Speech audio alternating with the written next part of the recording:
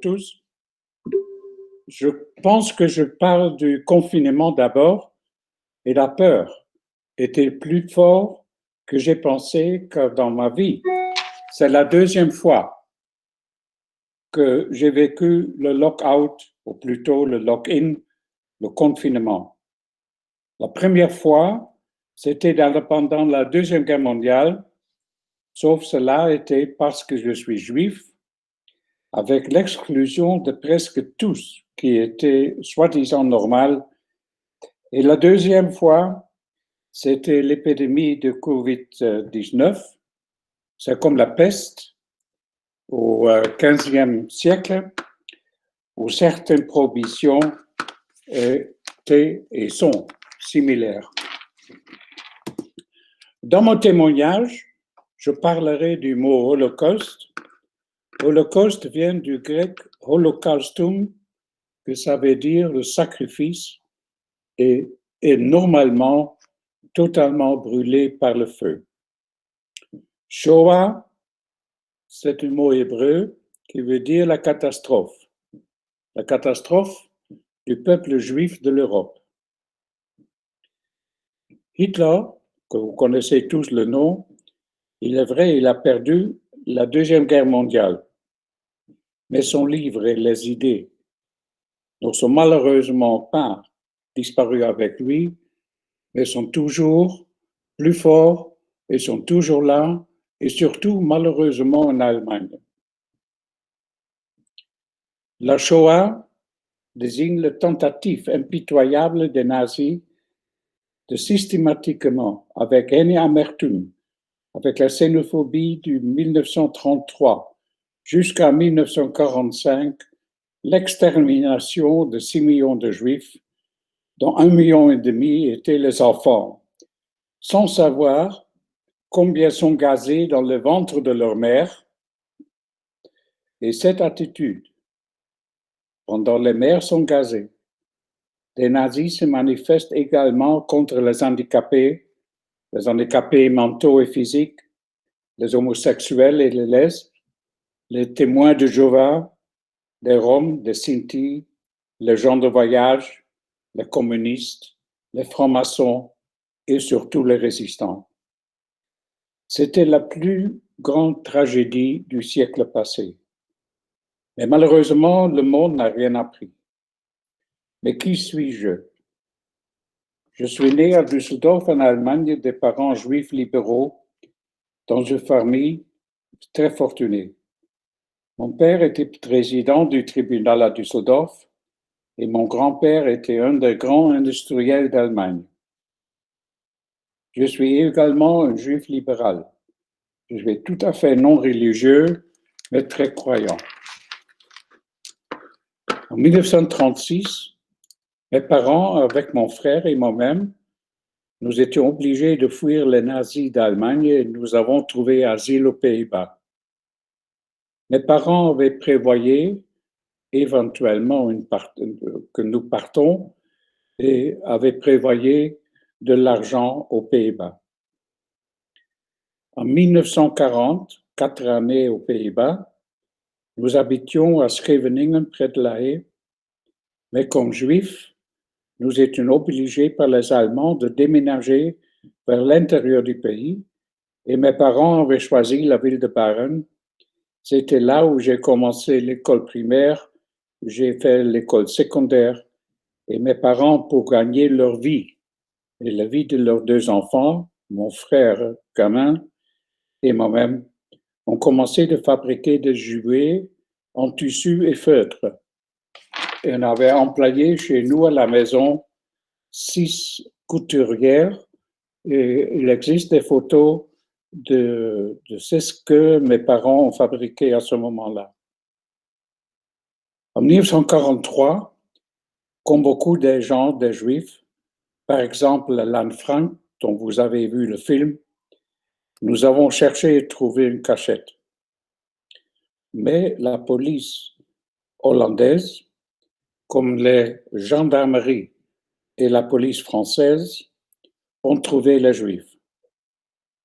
Nous étions amenés à Amsterdam, réceptionnés par des nazis, Et par hasard, la personne qui était en charge de transporter et organiser le transport des Juifs arrêtés était le scribe de mon père au tribunal de Düsseldorf. Et ma mère a toujours cru, c'est à cause de ça que nous ne sommes pas transportés vers un camp d'extermination, mais vers un camp de concentration. Et là, nous sommes arrivés dans le premier camp, c'était le 1er mars 1943 aux Pays-Bas. Le camp s'appelait Westerbork, qui se trouve au nord du pays. Et ceux qui aiment le sport des motocyclettes, il y a un parcours pas loin de là qui s'appelle Assen. Quand le 23 mars, la gendarmerie arrive également à Westerbork, et malheureusement, ils ont trouvé ma grand-mère, et le même jour, ils l'ont envoyée dans un wagon de bestiaux vers Sobibor en Pologne, où elle était gazée 3 jours après son arrivée.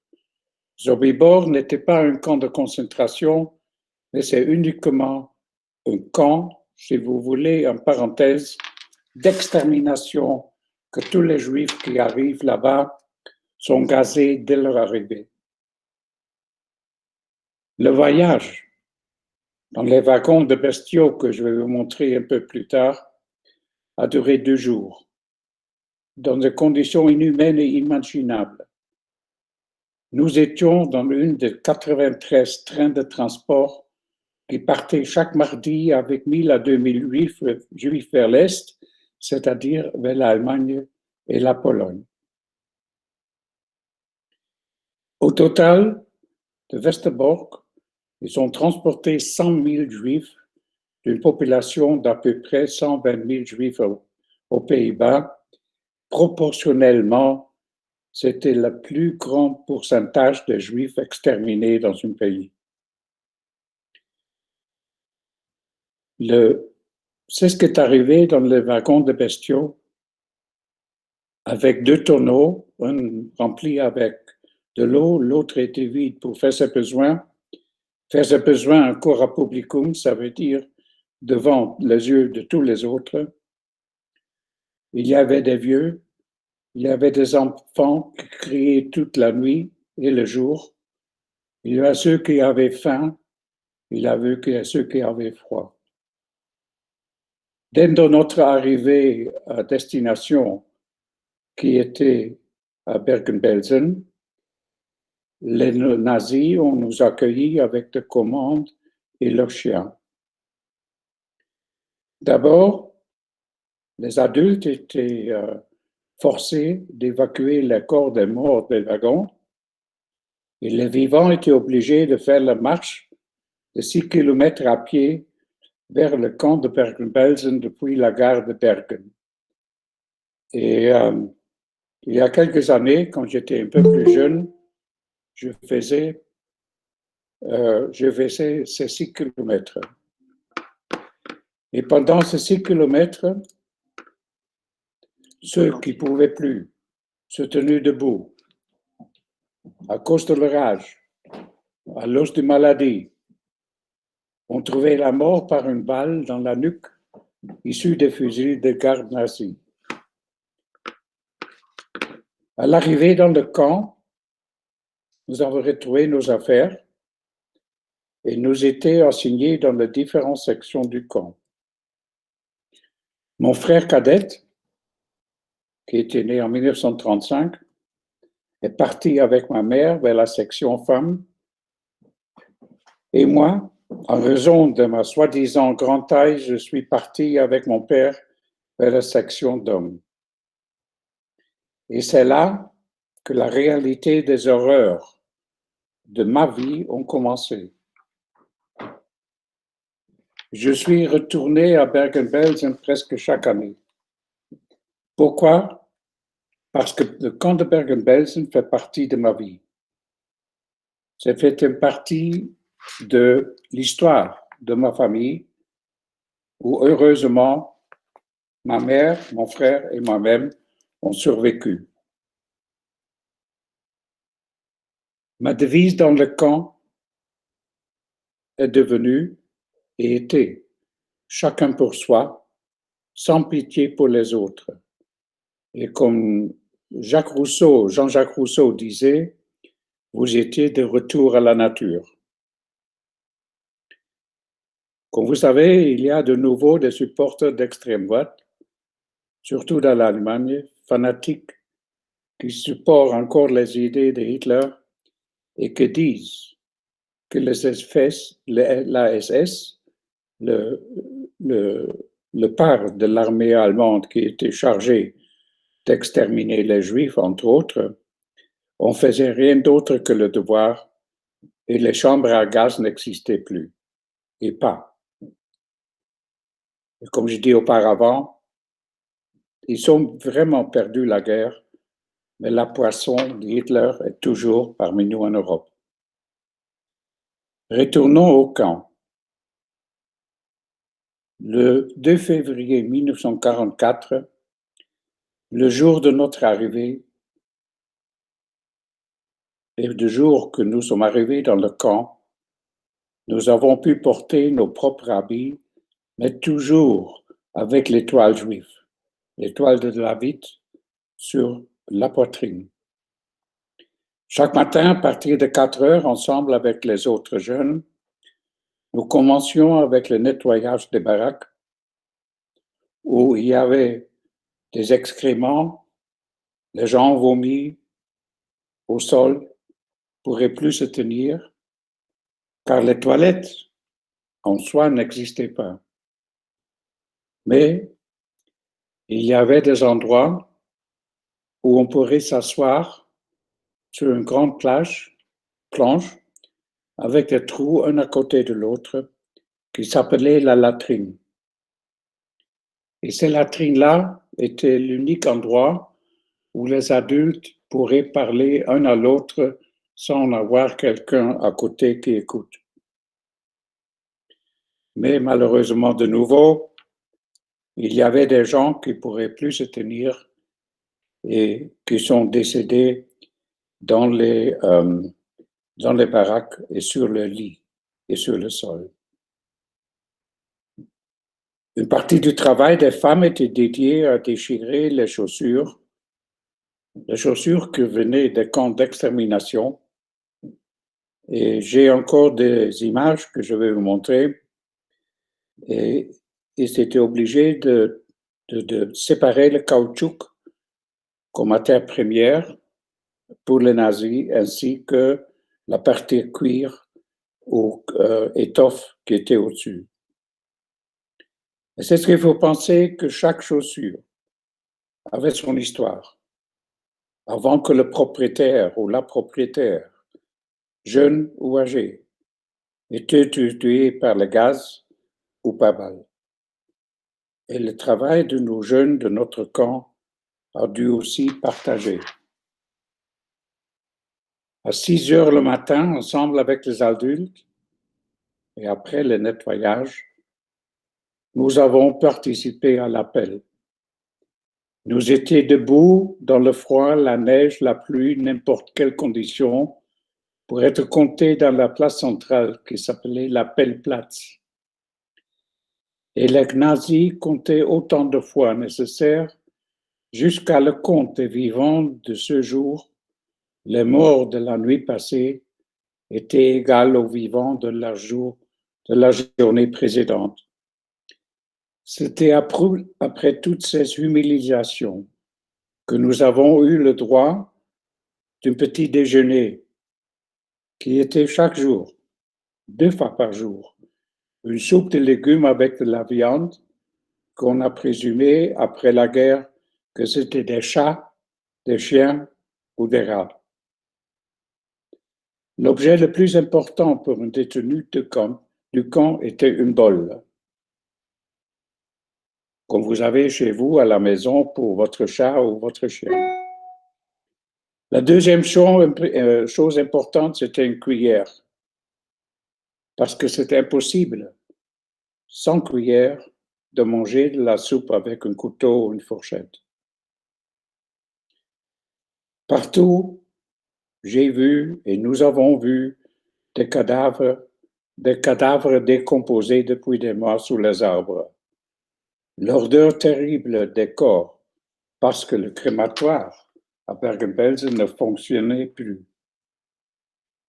J'ai dormi au niveau 3 des soi-disant lits, avec matelas, la paille, body to body à côté de mon père pour se tenir chaude, avec 2 couvertures, et j'ai découvert,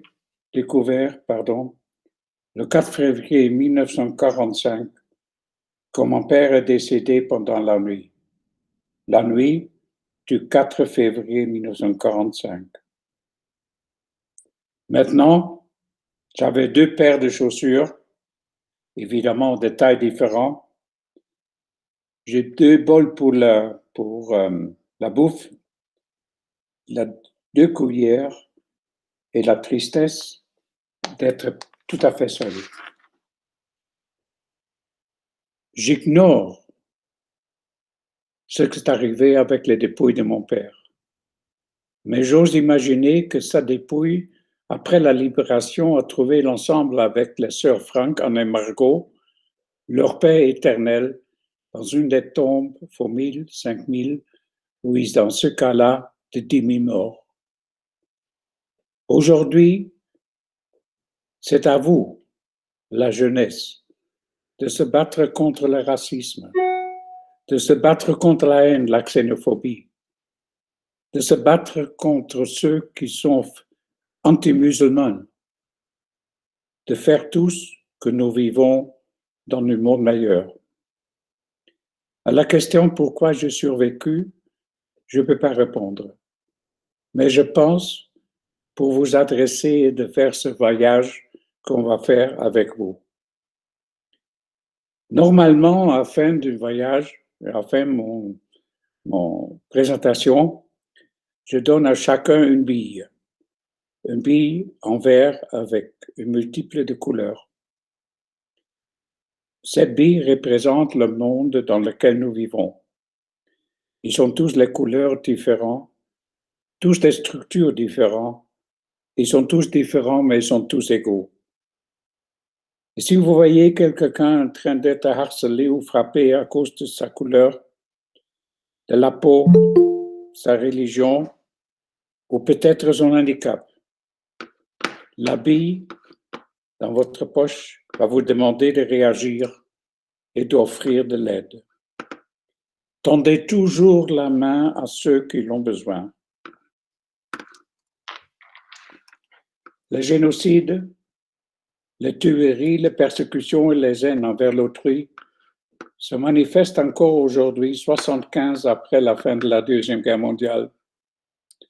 On le trouve encore en Rwanda, depuis cette semaine au Mali, au Soudan, au Congo, en Syrie, en Birmanie, entre les Rohingyas et j'en passe. Chaque jour, nous voyons des noyades en Méditerranée. Les hommes, les femmes et les enfants qui cherchent une meilleure vie en Europe. Mais malheureusement, la plus grande partie des portes de l'Europe sont encore aujourd'hui fermées. Concernant les billes, vous êtes maintenant ensemble avec les autres auxquels je me suis adressé, approximativement 18 000 étudiants et étudiants ont déjà reçu une bille pour combattre tous ces fléaux de notre vie. L'avenir de votre pays dans lequel nous vivons est de vous-même. Il faut toujours penser que personne n'est mort, pour autant qu'on parle de lui, parce que sa mémoire ne se meurt jamais. Il faut écouter toujours, pas seulement avec l'oreille, mais surtout avec votre cœur.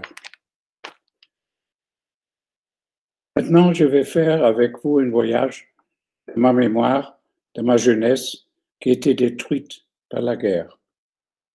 Danton, que je pense que vous connaissez, sinon M. Hoffman va vous éclaircir après les vacances. Danton disait, après le pain, l'éducation est le premier besoin du peuple pour les idées justes, claires et parfaites. Alors pour l'avenir, ce sont vous les jeunes d'aujourd'hui qui devez assumer la responsabilité, votre responsabilité pour une vie ou du respect de l'autrui.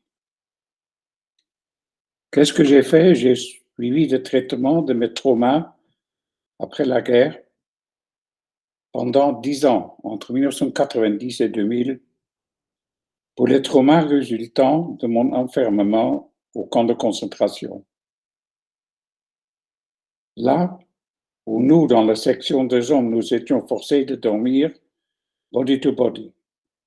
C'est là, à côté, comme je vous avais dit, que mon père arrivait à son zénith, à sa dernière nuit, le 4 février. Il est mort à l'âge de seulement 45 ans. Et comme dernier geste, j'ai pu fermer les yeux. Dans l'œil, il y a l'âme de pensée, l'amour et la souffrance. Nous l'avons porté enveloppé dans une trace et dépouille pour le laisser sur les arbres pour se décomposer. Il n'y avait pas de tombe, il n'y avait pas de crématoire. Et nous étions seulement à 2 mois de la libération. Après cette libération, après mon retour avec mon frère et ma mère aux Pays-Bas, et après mes études universitaires en 1955, j'ai vécu en Israël, j'ai vécu en Honduras aux États-Unis, j'ai vécu en Afrique du Sud, et en 1972, nous sommes arrivés avec mon épouse à Luxembourg. C'est grâce à ma femme, Charlène, qui est toujours le plus grand support pour mes témoignages, que je commençais à donner depuis 2000. J'ai témoigné et témoigne encore dans les lycées universités, pas seulement au Luxembourg, mais en France, en Belgique, les Pays-Bas, au Portugal, en Allemagne. Et toujours sous le titre distinctif Le devoir de ma mémoire pour la jeunesse d'aujourd'hui. Oui, je suis fier d'avoir une audience dans les derniers 18-20 ans et d'avoir m'adressé à 18 000 élèves. J'étais inspiré, entre autres, de Simone Weil, qui disait en 93, à force de lutter pour survivre, les survivants sont revenus parce qu'il faut dire au monde, à l'autre côté du barbelé, ce qui s'est passé à Auschwitz, à Bergen-Belsen, dans tous les 2 camps où il était aussi, et dans les autres camps. Et à leur retour, personne ne les a crus et personne ne les a écoutés. Il a fallu des décennies pour qu'on a compris la signification de l'Holocauste. Le monde a commencé à réaliser la magnitude des crimes, les crimes des nazis, grâce aux grands écrivains comme, comme Primo Levi et Elie Wiesel. Et je dis toujours merci à ceux qui luttent contre l'oubli, comme par exemple votre professeur Alain Hoffman.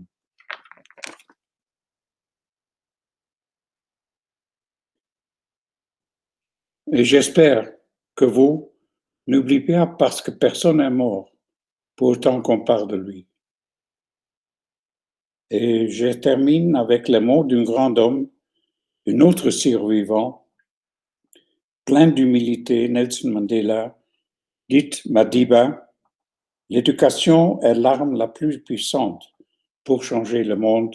Et c'est pour ça, je pense que vous êtes dans l'éducation dirigée par le professeur Alain Hoffman. Et laissez-moi vous aussi dire quelques mots de Primo Levi. N'oubliez jamais que cela fut. Non, n'oubliez pas. Gravez ces mots dans votre cœur. Pensez chez vous, dans la rue, en vous couchant, en vous levant. Répétez-les à vos enfants et pensez aux images que vous avez vues. Primo Levi. Bon, maintenant, je vais faire avec vous un voyage.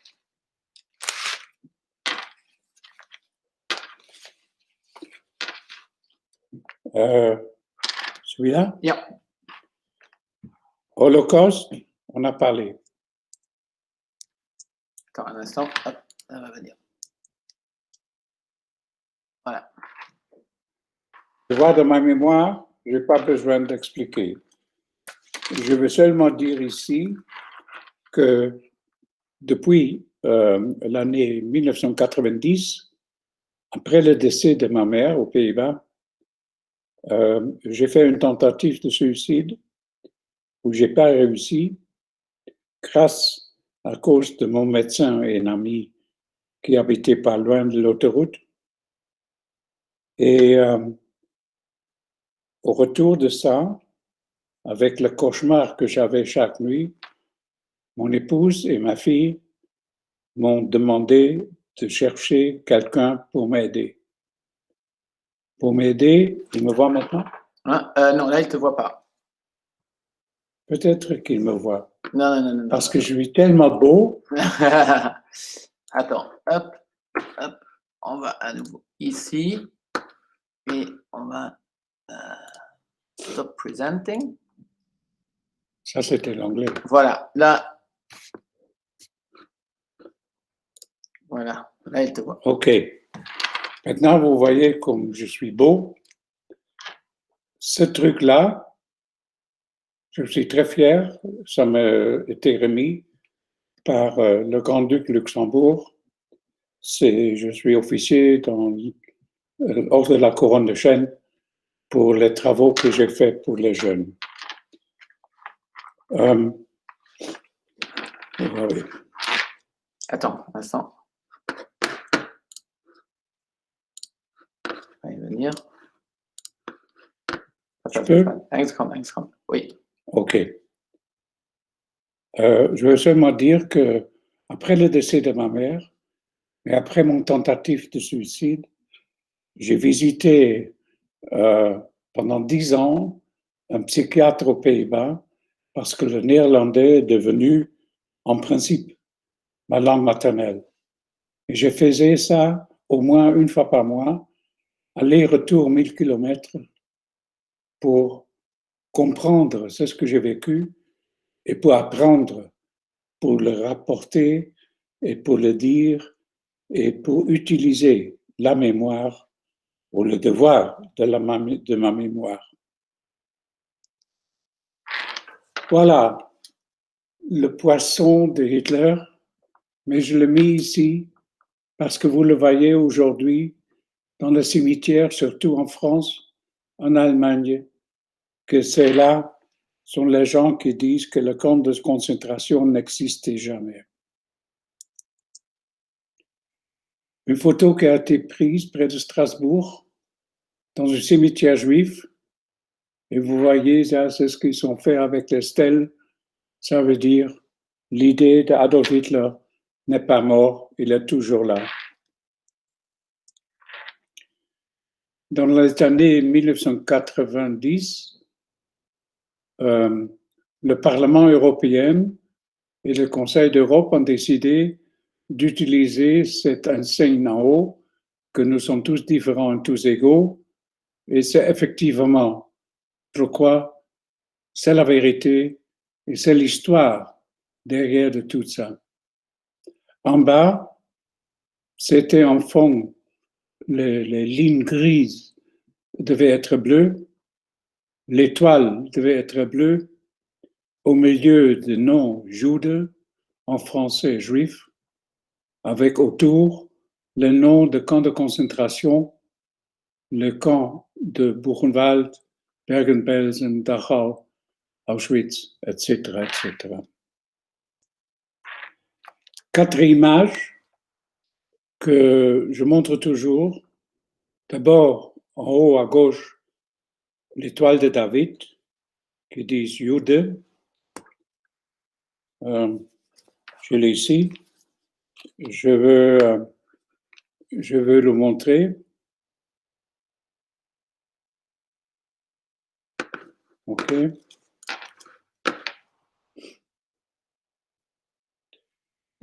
À droite, les cadavres que j'ai vus pendant des mois, décomposés en dessous des arbres de Bergen-Belsen. À gauche, à bois, une synagogue qui brûle parce que en 1938,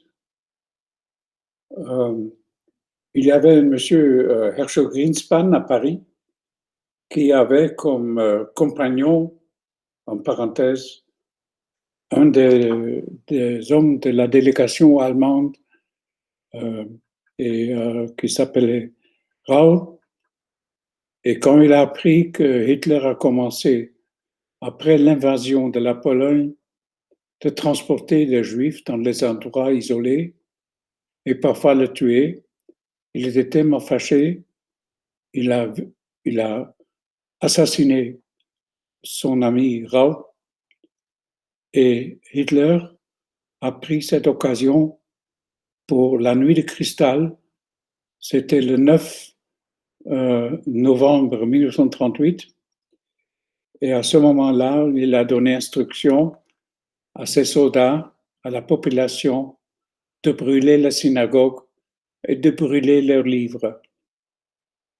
Et cette nuit de cristal est commémorée encore dans beaucoup de villes en Allemagne chaque novembre pour commémorer justement la destruction. C'est ce qu'il a essayé de commencer à ce moment-là de la religion juive et de leur maison de prière. À droite, finalement, une photo de Hitler, et derrière lui, c'est Heinrich Himmler, c'est celui qui était enfin le cerveau derrière tout ce qu'ils ont fait avec tous ces groupes de gens, des juifs, des résistants, des handicapés, etc., etc. Et ça, c'était l'idée de ce monsieur.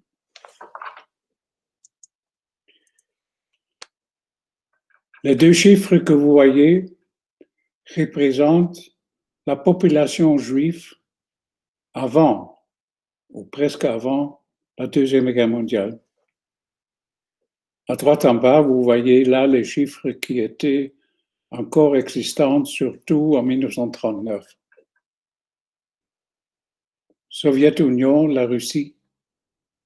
Avant la guerre, il y avait 3 millions de juifs. Les nazis ont tué 2,1 millions. C'est pire en Pologne. En Pologne, il y avait 2 732 000 juifs. Et ce qui restait après, qui était encore vivant, c'était seulement 32 000. L'Allemagne, il y avait un demi-million. 165 ont survécu, mais surtout à l'extérieur, parce que d'Allemagne, il y a beaucoup de Juifs qui ont fui. Au Luxembourg, il y a 3144 Juifs dans les années 30, dont 1200 étaient massacrés, surtout à Auschwitz, dont il y a chaque année, au début du mois, le premier dimanche de juillet, il y a une commémoration à Sept-Fontaines, dans le nord du pays, pour commémorer surtout les 1200 qui sont partis de là pour être exterminés dans les camps d'extermination. Le reste, presque 2000, ont trouvé la paix, sont échappés, et sont finalement passés via l'Espagne, la France, via l'Espagne et le Portugal. Et c'est grâce aux Portugais que la plupart d'entre eux, et c'est presque 2000, ont trouvé la paix, ont pu être évacués aux États-Unis, Cuba, etc., etc. En France, il y avait avant la guerre, surtout au début des années 40, 300 000 juifs, dont 75 000 étaient tués dans les camps. Et le reste était pour la plus grande partie caché dans la France, surtout dans le sud de la France.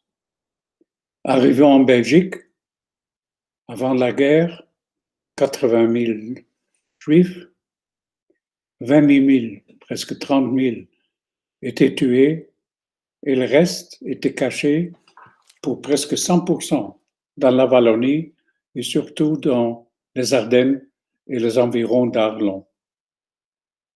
Nederlande ou les Pays-Bas. Avant la guerre, 112 000 Juifs, 102 000 étaient massacrés par les Allemands. Il y avait uniquement à la fin une dizaine de Juifs qui ont survécu. Et si on compare ça avec la Pologne et les Pays-Bas étaient les pays les plus touchés par le nazisme.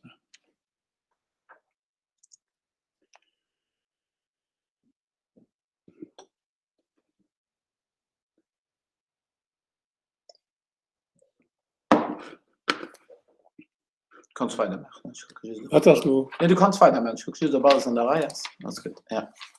Guckst op alles al de Rijas. Ja. Sind meerdere noch da? Oh, ich will nur, dass mir das schon nach da sind, die verlassen dich nicht so sehr, ja. Okay. Die sind in Realität mehr schön wie das da. Aber, ja. Maar ja. Okay.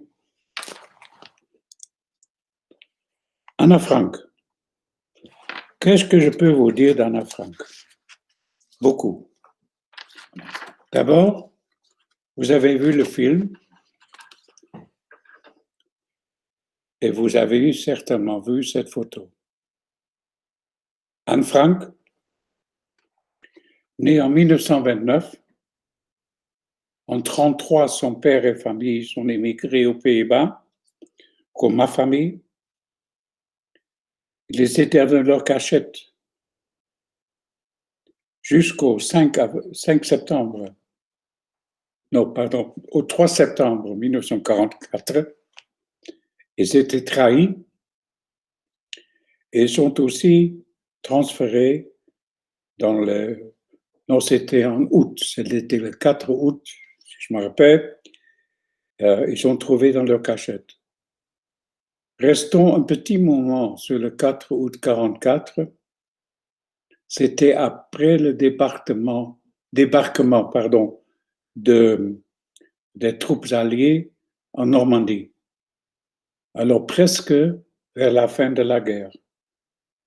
Mais c'était trop tard pour la famille Frank, qui sont aussi envoyés à Westerbork, qui sont partis avec un des 93 trains qui sont partis chaque mardi vers l'Est. Et le 5 septembre, presque un mois après leur arrestation, ils sont arrivés à Auschwitz. Comme vous savez, vous avez appris que la maman est décédée à Auschwitz.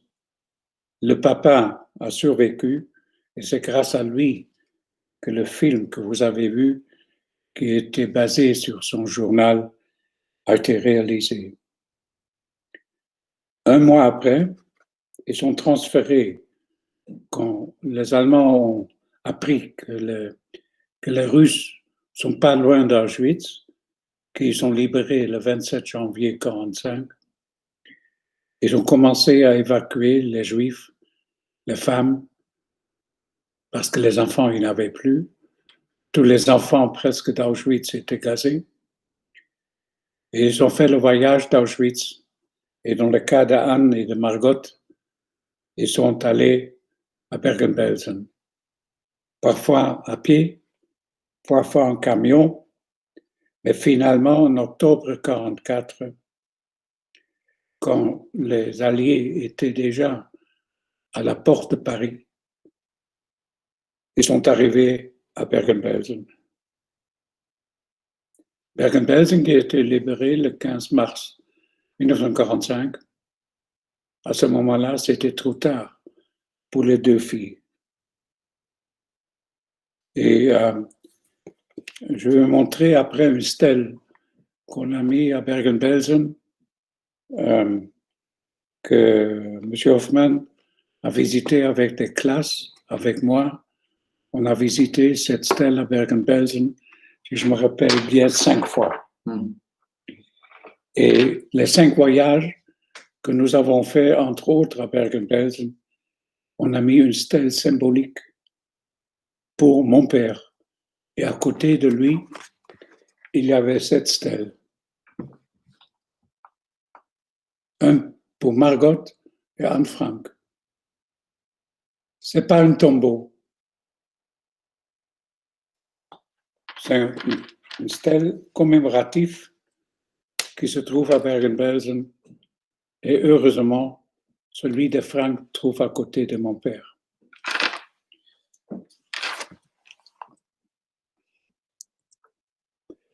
Alors, revenons à la réalité dans le passé. À gauche, c'est mon père qui était officier à l'âge de 17 ans. Il était colonel dans l'armée allemande parce qu'il était allemand. Il est né là-bas, était volontaire dans la Première Guerre mondiale. Et à droite, c'est le beau garçon, c'est moi, à peu près 1 an avant notre arrestation. Et si quelqu'un veut avec une dédication, je peux lui envoyer ces photos. Vous parlez tous l'allemand, vous le comprenez. 1942, Jude, juif, était obligatoirement porté par tous les juifs en Europe. L'Europe occupée par les Allemands. 1942. NSDAP en bas, ça veut dire Nationalsozialistische Deutsche Arbeiterpartei. L'étoile en français. Et comme c'était interdit pour les enfants juifs d'aller à l'école, c'était interdit pour nous d'aller dans une piscine. C'était interdit pour nous d'avoir un vélo. C'était interdit pour nous d'aller dans un cinéma. Tout était interdit pour les juifs. Et sur cette photo, quand nous étions plus autorisés d'aller à l'école, les parents, comme les miennes, ont organisé les classes clandestines dans les caves de leur maison. Ici, c'est une classe sur laquelle se trouve maintenant encore un seul survivant, c'est celui avec la flèche, c'est moi. Et l'avant-dernier qui a décédé l'année passée, à droite, Walter Bergenthal, nous sommes les deux, en effet, qui ont survécu. Tous les autres, dont les noms se trouvent sur une grande stèle dans la ville de Baren, où nous avons tous vécu, sont gazés dans les camps. Et si vous regardez là-dessus, vous voyez que chacun a son étoile de David sur son pull, sur sa chemise, mais c'est obligatoire. Et tous ceux se trouvent, leur nom se trouve dans une grande stèle devant la gare de Baren, que vous n'allez jamais voir, mais si par hasard vous êtes aux Pays-Bas, vous pouvez y aller.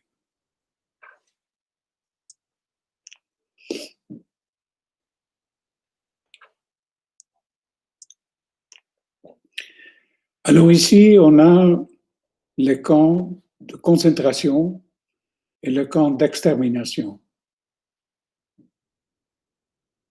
Les camps d'extermination se trouvaient surtout en Pologne. C'est Stutthof, c'est Treblinka, Chelmo, Rosen, Majdanek, Płaczów, Auschwitz-Birkenau, Belzec. Et à droite où vous voyez le nom Poland, se trouve l'Est, ça c'était Sobibor.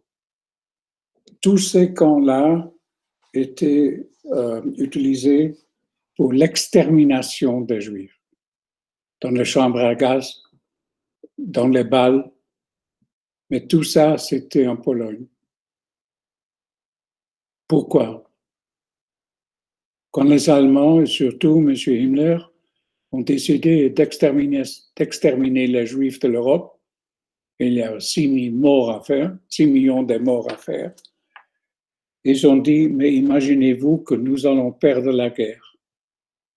Si nous perdons la guerre, ils vont dire que c'était nous qui avons gazé les Juifs ou les tuer. Alors, qu'est-ce qu'on va faire? On va les mettre en Pologne. Comme ça, on peut toujours dire que ce sont les Polonais qui ont exterminé les Juifs.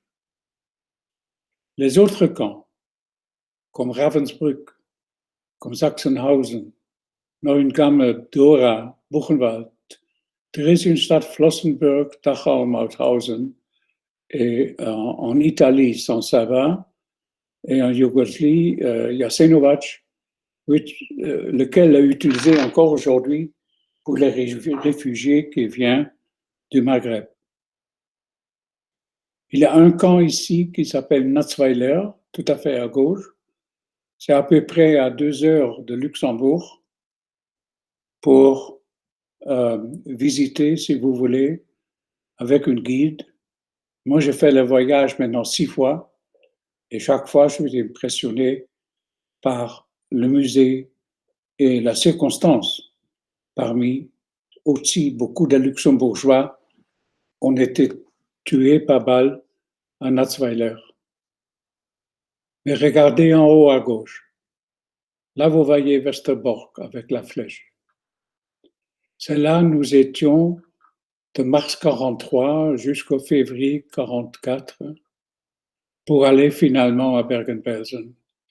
Et tous ces autres camps étaient des camps de travail, les camps sans bouffe, où les gens sont morts parce qu'ils étaient malades, les gens sont morts parce qu'ils avaient faim, les gens sont morts parce qu'ils ne savaient plus quoi faire. Et malgré tout ça, peu de suicides. Dans la religion juive, comme dans la religion musulmane, le suicide est presque exclu de sa vie personnelle. Quand nous étions à Westerbork, ici mon père a reçu le 31 janvier 1944 que la famille était prévue au prochain transport vers Bergen-Belsen. Et là, vous voyez ma mère, moi-même et mon frère cadet. De tout ça, de tous nos quatre, mon frère et moi sommes toujours en vie, malgré notre âge avancé. Et le 1er février 1944, nous étions dans un des wagons de bestiaux direction Bergen-Belsen, un de 93 transports vers l'Est. C'est comme ça, les gens sont poussés dans les wagons. Il y avait normalement entre 70 et 100 personnes de tout âge dans les wagons de bestiaux. On pourrait amener avec soi les choses qu'on pourrait porter soi-même. Le commandant de Westerbork, il s'appelle Gemeke, que vous voyez ici, en surveillance que tous les wagons sont bien chargés, et à gauche, à droite, son chien, bien entraîné. S'il y a un juif qui veut s'échapper, il a envoyé le chien pour l'attraper.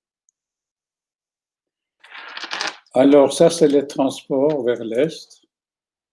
Là, vous voyez un baril en bas. Et dans chaque wagon, il y a 2. Comme j'ai dit auparavant, un rempli de l'eau et l'autre était vide pour faire ses besoins. Mais le besoin de le faire devant les yeux de tous les autres. Il n'y avait pas de rideau, il n'y avait pas de papier.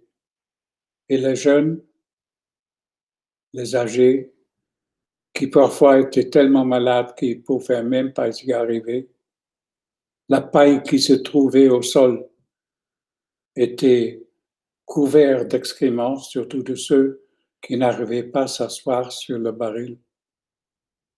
Il y avait des bébés qui criaient, et après quelques heures, ils probablement sont morts dans les bras de la mère. Et ça, c'est le transport avec le compliment des chemins de fer des pays occupés.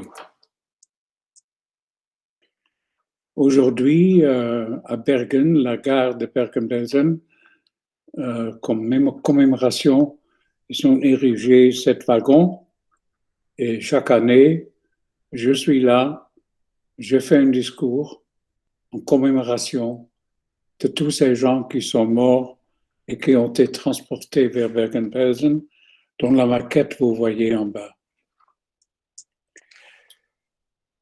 Ça, c'est, disons, le dessin de la maquette que vous avez vu. À droite, en bas, vous voyez le nom Sternlager, les camps d'étoiles, le camp d'étoiles de David, dont la partie homme, la partie femme. Et un peu plus haut, vous voyez la Hauptappelplatz, et les gens ont dû aller par un chemin qui les a menés chaque matin, après qu'ils sont sortis de leur baraque, sur la Hauptappelplatz pour être comptés. Et comme j'ai dit, les morts, les cadavres devant les baraques, dans tous les deux, avec les morts, les vivants d'hier étaient égaux les vivants d'aujourd'hui, y compris les décès de la nuit passée. Tout à fait en bas, il y a une partie qui s'appelle Zeltlager. C'est là que, entre autres, les deux filles, Margot et Anne Frank, ont vécu dès leur arrivée en août 1944 jusqu'à leur mort en mars 1945. Ils sont tous les deux morts à cause de typhoïde. Et voilà. Il m'a demandé qu'est-ce qui est arrivé avec les dépouilles de votre père. Et je vais vous montrer après ce qui est arrivé. Et avant ça, vous voyez ici à droite le camp des femmes, à gauche le camp des hommes, au milieu des cadavres parce que le partage du barbelé était chargé avec l'électricité. Alors même si de temps en temps quelqu'un grimpe la clôture, il sera exécuté, sinon il sera fusillé par un gardien que vous voyez là dans le Mirador un peu plus en bas. En bas, des cadavres à l'arrivée des troupes anglaises qui sont arrivées au camp le 15 avril 1945. Photo 2, des cadavres dépouilles dans le ciel ouvert. 3, la même chose. 4, le pompe funèbre dans le camp des femmes. Comment transporter une femme qui est morte? On prend une couverture, on a 3 ou 4 porteurs et les amène en dessous des arbres pour se décomposer. Ça, ce n'est pas une photo de Bergen-Belsen, mais c'est une photo de Buchenwald. À Bergen-Belsen, nous dormons 3 hauts. Avec mon père, toujours au 2e niveau, les nuits que nous étions ensemble. Vous voyez là, les gens ont le bol pour manger en dessous de leur tête pour le protéger. Mais on comptait de bas vers le haut, au 2e niveau, l'homme, quand on va dans le coin, ça c'était le fameux Elie Wiesel, prix de Nobel, professeur à plusieurs universités, surtout en France, et pour moi, une des hommes qui m'a inspiré de faire c'est ce que je fais. On a parlé de chaussures qui venaient avec des wagons et des wagons. Ça, c'est des chaussures qu'on a déchirées pour les 2 matières que les Allemands ont utilisées, le cuir et le caoutchouc. Et regardez n'importe où et pensez que chaque chaussure que vous voyez a une histoire à raconter. À Bergen-Belsen, on portait en principe pas des uniformes de prisonniers qui était le rayonnage bleu sur blanc, mais on portait n'importe quoi. Et l'homme que vous voyez cherchait parmi les cadavres une chemise parce que la sienne était peut-être déchirée, mais on ne sait pas. C'est comme ça qu'on a vécu. Chacun pour soi, sans pitié pour l'autrui. Quand les Alliés sont arrivés à Bergen-Belsen, Anna Frank et Margot Frank, qui n'étaient plus là, mais ils ont tous vécu dans des grandes tentes. Et vous voyez, la plupart n'ont plus de chaussures, n'ont plus de manteau, n'ont rien du tout. S'ils regardaient le photographe qui était en anglais, ils ne savaient pas ce qui se passe. Incroyable. Ils sont tous affamés, ils sont tous malades. Et la plupart d'entre eux que vous voyez sont décédés dans les prochains jours après la libération. Encore une fois, pompe funèbre. Et au fond, vous voyez des cadavres décomposés. Une photo d'Auschwitz. À la libération d'Auschwitz par les Russes, le 27 janvier 1945, ils ont trouvé ces enfants. Il y avait à Auschwitz un médecin qui s'appelle Mengele. C'est aussi le Mengele qui fait, à l'arrivée de la gare d'Auschwitz, la sélection. À gauche, c'était la chambre à gaz. À droite, c'est le camp de travaux. La plupart sont allés à gauche. Mais il a gardé les enfants. Il a gardé les enfants pour faire des expériments. Le pire d'expériments, dont j'ai un témoignage, d'une des infirmières qui était forcée de travailler avec lui, il amputait le pénis des garçons et essayait de le graver sur les filles. Évidemment, tous les deux sont décédés. Voilà, une imagination, qu'est-ce qui arrive avec les dépouilles. Il n'y a que des morts, rien d'autre. Depuis l'arrivée des Anglais que vous voyez à droite, ils ont forcé les gardiens de mettre les cadavres sur ce camion et regardez comment ils les portent, le type ici devant.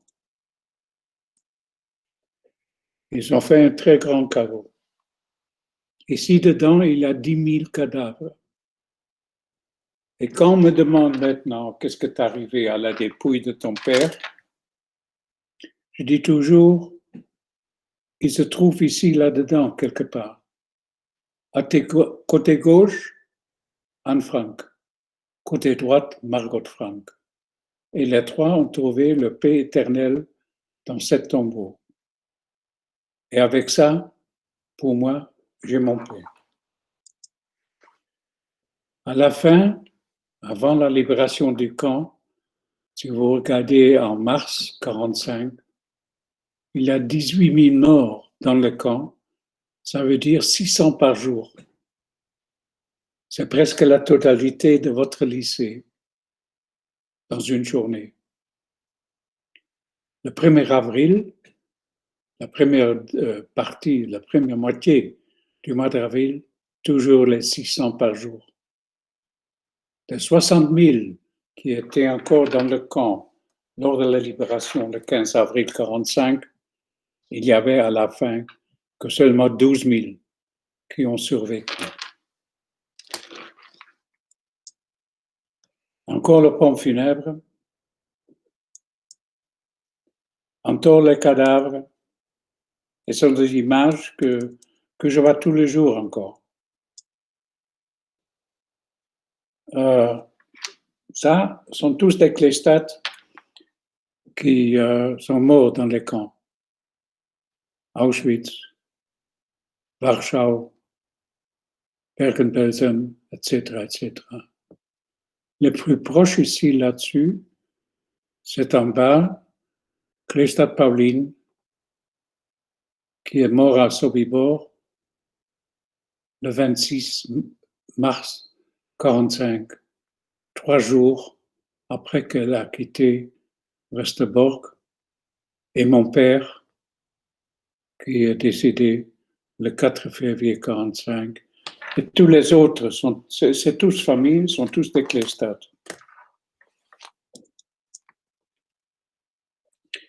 Ici, un des tombes, seulement 1000. Une autre, seulement 5000. Et là, il y a beaucoup, je sais ce que c'est aujourd'hui, comment dirais-je, le lieu de mémoire de Bergen-Belsen. Voilà le stèle qu'on a mis pour mon papa, qui est tout à fait à côté à celui que je vous ai montré, les 2 sœurs Franck. Purement symbolique. Et j'ai encore ici, par exemple, c'est pas, on va voir si vous le voyez. Hop. Vous pouvez le voir. Ça, c'est un groupe d'un certain professeur Alle Hoffmann que nous avons fait, je crois, 5 fois à Bergen-Belsen, devant le stèle de mon père. Je ne sais pas si vous connaissez, mais c'est difficile. Mais je veux quand même vous montrer qu'on a travaillé là-dessus. Attends. Ouais. Il y a une photo ici en bas d'une fille qui regarde jusqu'avant la clôture d'une porte du wagon de bestiaux à Westerbork. Et cette photo a fait le tour du monde. Pourquoi? Parce qu'ils ont cru, finalement, on a une photo qui, en 2 secondes, a été prise d'une petite juive qui était allée à Auschwitz. Faux. La fille s'appelle Stella Steinbach. Stella, c'était une gitane, une fille de voyage, qui était trouvée cachée avec 80 personnes de sa famille. Ils sont tous envoyés à Auschwitz. Dans une des dernières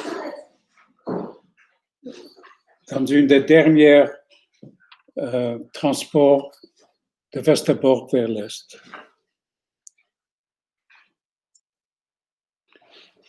Je ne sais pas si vous connaissez le nom de ces deux-là. Je ne sais pas si vous connaissez le livre La Rose Blanche,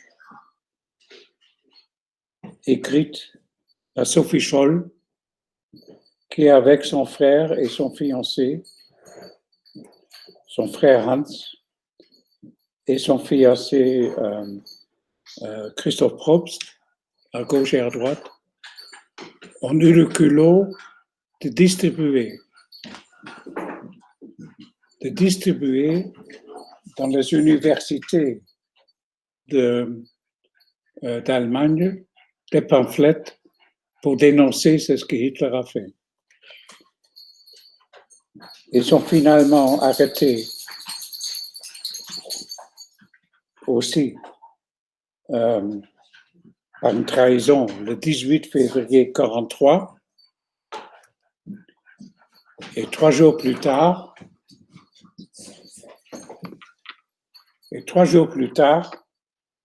ils sont tous les 3 condamnés à mort ensemble avec 3 de leurs professeurs. Ils sont tous décapités la nuit du 22 février 1943. Qu'est-ce qu'on a tous appris? Qu'est-ce que savent ces femmes-là? Les cheveux coupés, tous en route pour une destination pour eux inconnue, mais en réalité pour les chambres à gaz. Et qu'est-ce que nous avons appris? Voilà, Srebrenica. Srebrenica, ça fait 25 ans, le mois passé, qu'on a célébré il y a quelques jours à Srebrenica le massacre de 7000 à 8000 musulmans entre l'âge de 16 ans et 60 ans. Le reste, vous voyez ici, ce sont les femmes, les enfants et les vieux du Kosovo en route vers l'inconnu. Ils n'ont rien compris. Et ils sont aussi en partie arrivés à Luxembourg, dont un de vos camarades se rappelle très bien quand Charline, mon épouse et ma fille ont pris charge d'eux. Tout ça a été déjà vu. Quelques années après le massacre de Srebrenica, on trouve toujours des caveaux avec de jeunes musulmans qui étaient tués par les Serbes. Mais il y a des autres choses qu'on n'a pas appris. À Dresden, quand ils ont commencé en Allemagne, ils étaient déportés, d'envoyer de retour vers le Kosovo, les Kosovars qui n'avaient pas eu la chance d'avoir asile en Europe. Et qu'est-ce qu'ils ont fait? Ils ont menotté la mère, le père et l'enfant ensemble. Ils ont écrit un numéro sur la main de le père.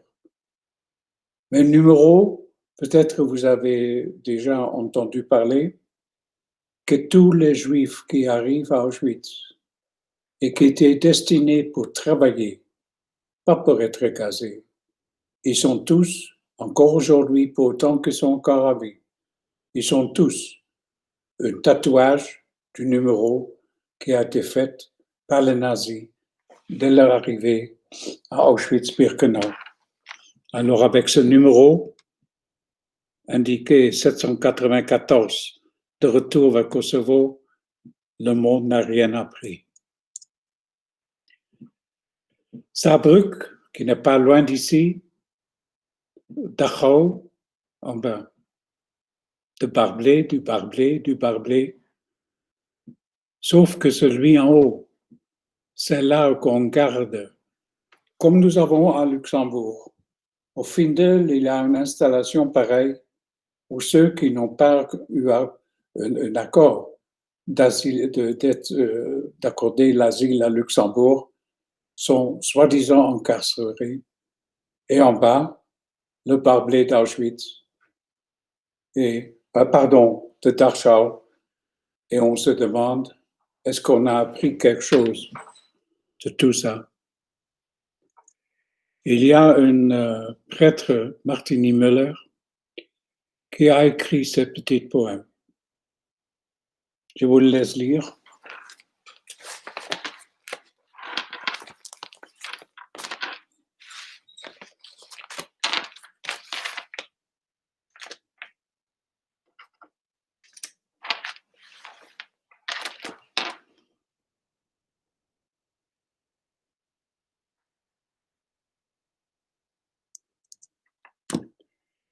Ça, c'est l'anglais. Les 6 millions sont qu'une partie de ceux qui étaient massacrés dans ce cas-là juif. Ça, c'est la revanche. La revanche de ma famille. Mon épouse Charlène, mes petits-enfants, l'avenir du monde. Mais ça, c'est ma revanche pour dire à Hitler, tu n'as pas gagné tout. Nous sommes toujours là. Voilà. En principe, je crois que je vous ai dit tout. Peut-être que j'ai oublié quelques incidents.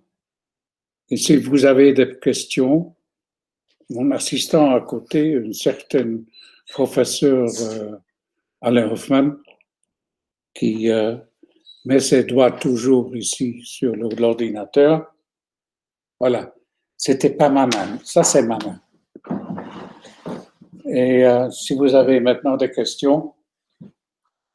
Est-ce qu'il proposeren dat van voilà, Cristiano. Donc, Cristiano, tu peux allumer ton micro et tu poses la question, s'il te plaît, à Monsieur Kleinstadt.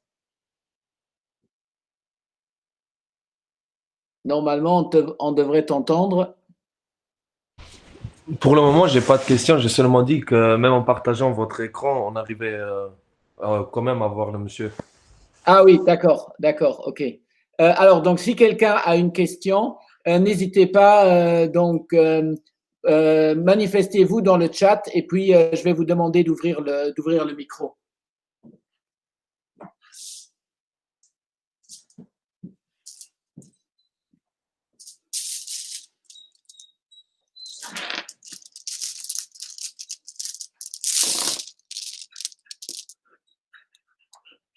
Alors, pas de questions du tout.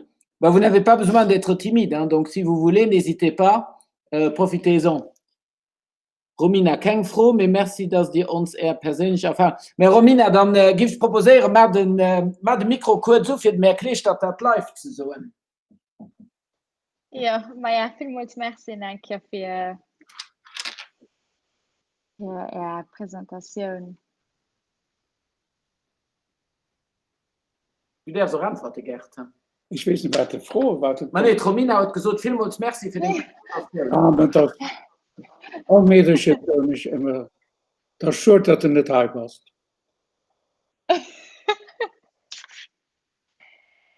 Romina, du hast die Chance, gell? Weil du hast nicht just während einem Témoignage gesehen. Ich habe mit ihm schon Reisen mit den Schülern gemacht, wo wir 2-3 Tage am Gang waren.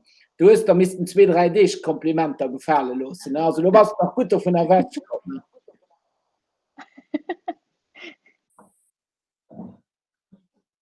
Had een question? Dat is toch niet normaal dat alles wat we gezien hebben? Achète une micro. Ja. Mohamed. Ja.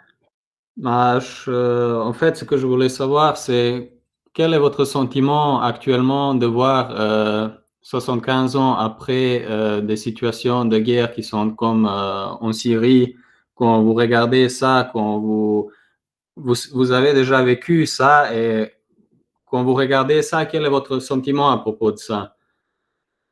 Avec plaisir. C'est pas seulement, c'est partout, en Afrique, c'est au Moyen-Orient, c'est en Maghreb. Partout, les gens sont en guerre. Si c'est le Yémen, si le Mali depuis 3 jours, c'est le Rohingya en Birmanie. Partout, les gens ont ce sentiment qu'il faut tuer l'autrui. Et avec ça, je peux uniquement dire, c'est ce que j'ai répété plusieurs fois, le monde n'a rien appris. Le monde n'a rien appris. Vous avez créé une Europe pour être ensemble, mais même avec maintenant le Covid-19, on ne trouve pas un chemin en commun. Chacun fait ce qu'il veut. Et c'est un peu comme la situation dans certains pays en Afrique. Au Congo, il y a des tribus. En Europe, on a des pays qui ne peuvent pas se mettre à la table et trouver une solution en commun. S'il faut trouver ici la situation qu'il faut fermer les frontières, mais alors il faut fermer tous. Si nous sommes de nouveau chez nous en confinement, alors acceptez-le. Mais moi j'ai dit que ce qui est tragique, qu'après tout ce qu'on a vu pendant les 75 ans des dernières années, que nous avons appris rien du tout. Les massacres, les meurtres. Ouvre un journal de n'importe quel pays, il y a toujours toute une page d'un assassinat, si c'est soit à Nice, à Marseille, à Paris, à Rotterdam, à Hambourg, partout. On ne respecte plus rien du tout. Et pourtant que nous ne respectons pas l'autrui, pourtant que nous ne faisons pas quelque chose que nous devons vivre avec l'autrui, il faut l'aider au lieu de le combattre. Si je vois tout ça, pour moi, c'est la grande tristesse que nous avons survécu, si je dis nous, les quelques déportés encore en vie. Et moi, je suis encore jeune parmi eux. J'ai seulement bientôt 88 ans. Mais ça, c'est encore jeune. Il y a ceux qui sont beaucoup plus âgés. Il y a ceux qui sont un peu plus jeunes. Mais en dessous de 80 ans, il y a très peu. Et si je vois ce qui arrive dans le monde, je ne sais pas comment vous et vos enfants vont vivre dans les prochaines 75 ans.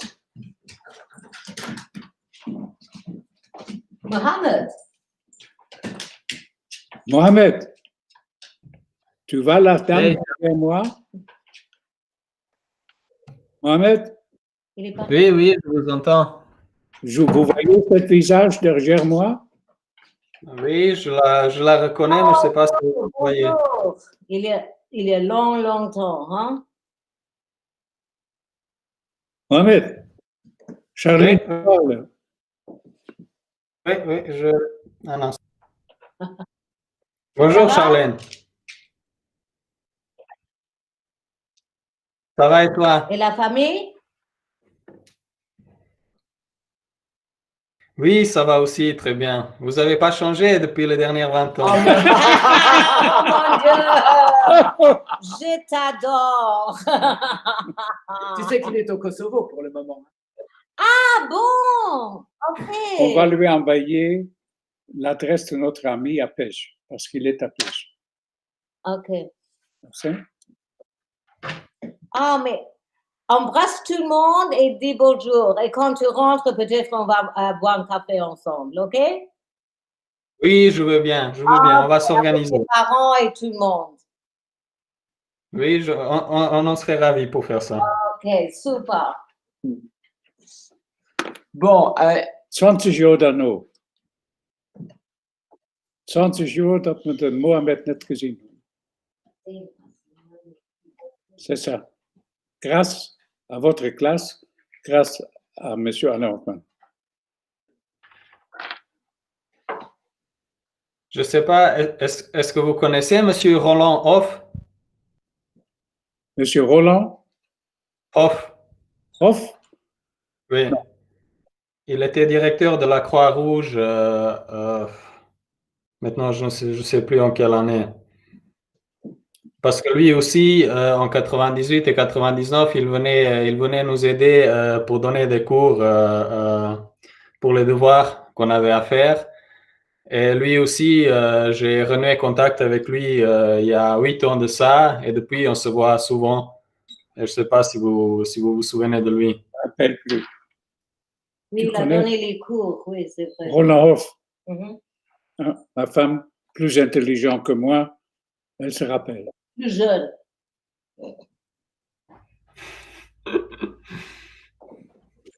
Alors, s'il n'y a pas de questions, je vous remercie d'avoir eu la patience de m'écouter et j'espère qu'il y a une leçon là-dedans, surtout pour vous-même et surtout pour vos enfants. Merci, bonne chance et à la prochaine fois. Merci à vous aussi.